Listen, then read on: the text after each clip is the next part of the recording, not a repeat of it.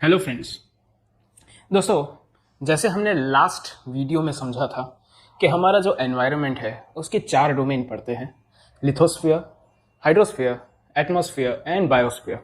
सो आज मैं बिमल मेहता, आपका सूत्रधार, आपको बताने जा रहा है उसके पहले डिवीजन के बारे में, that is the lithosphere. So let's begin.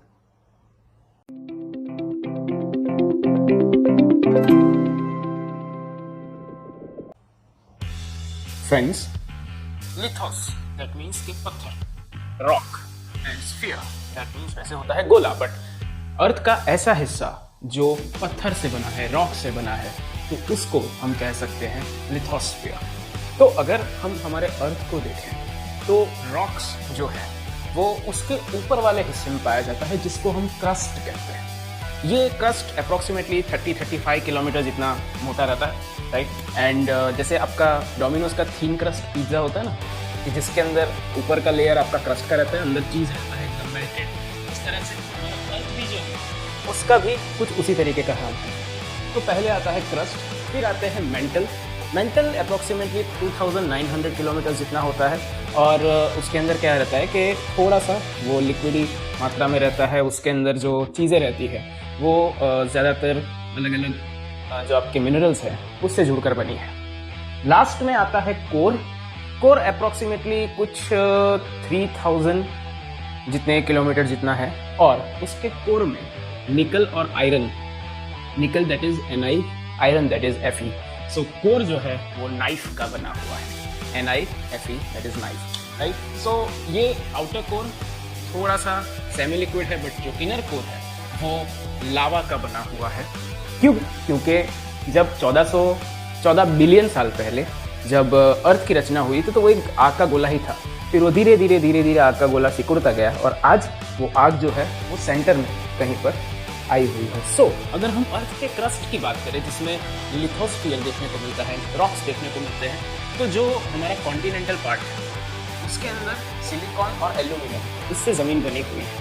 एक चीज़ समझिए, जो हमारा लिथोस्फीयर है, क्रस्ट है, उसमें ऑक्सीजन के बाद सबसे ज़्यादा पाया जाने वाला जो एलिमेंट है, the most abundant element after oxygen is silicon.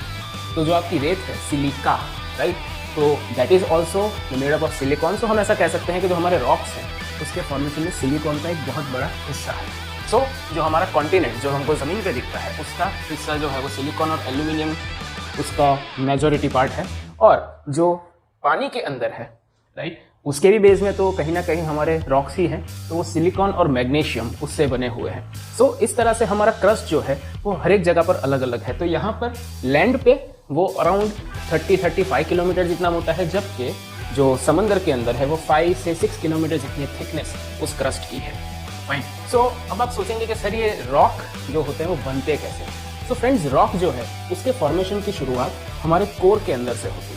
कई बार क्या होता है, कोर के अंदर जो लावा होता है, जो ये आग है ना, वो उसको लावा कहते हैं। तो वो लावा होता है, वो क्या रहता है कि भाई कुछ जगह पर जो कमजोर डक्ट्स रहते हैं, उस डक्ट के अंदर से वो बाहर निकलता है। तो जब वो बाहर निकलता है, ये माउथ जिसको क्रेटर कहा जाता है, उसके थ्रू तो वो मैग्मा बन जाता है, और उसके अंदर से बहुत सारे राख, बहुत सारे पत्थर, बहुत सारा मैग्मा वो निकलता है, एंड वो निकलकर इन पहाड़ों के ऊपर या ज़मीन के ऊपर फैलता है। और जब वो उसके अंदर ठंडा होता है, उसके ऊपर एटमॉस्फेरिक कंडीशंस आती है, तो उसकी वजह से वो ठोस पत्थर में तब्दील हो जाता है, कन्वर्ट हो जाता है। सो फ्रेंड्स, इस तरह से हमारा लिथोस्फीयर जो है वो कंटिन्यूअसली वर्क करता रहता है। सो अब समझिए, पिछले 4 बिलियन सालों के अंदर ये प्रोसेस से ना जाने कितने ही रॉक्स फॉर्म हुए, कितने ही रॉक्स जो हैं वो डिजॉल्व हुए, और इसी तरह से ये रॉक साइकिल चलती है।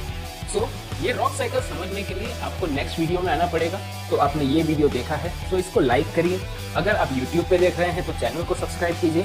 हमारे Facebook और Instagram पे देख रहे हैं तो हमें फॉलो कीजिए, और वो बेल आइकन दबा दीजिएगा ताकि आपको तुरंत नोटिफिकेशंस मिलते रहें एंड आप हमारे साथ जुड़े रहें। So thank you very much. Do let us know your feedback. Next week हम लिथोस्फीयर का सेकेंड पार्ट लाएंगे रॉक्स के बारे में। So until next time, keep rocking.